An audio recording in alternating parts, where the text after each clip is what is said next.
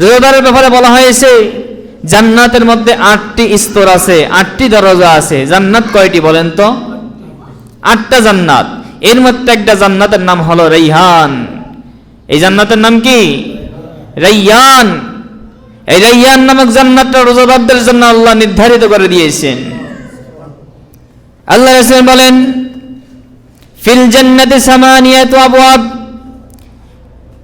মিনহা বাবুন ইউসাম্মা রাইয়ান লা ইয়াদখুলুহু ইল্লা আস-সাইমুন। জান্নাতের মধ্যে 8টি দরজা রয়েছে, 8টি স্তর রয়েছে। এর মধ্যে একটা স্তর, একটা জান্নাতের নাম হলো রাইয়ান। এই রাইয়ান নামক জান্নাতে একমাত্র রোজাদাররাই প্রবেশ করবে। আল্লাহ রোজাদারদের জন্য একটা জান্নাত নির্ধারিত করে দিয়েছেন।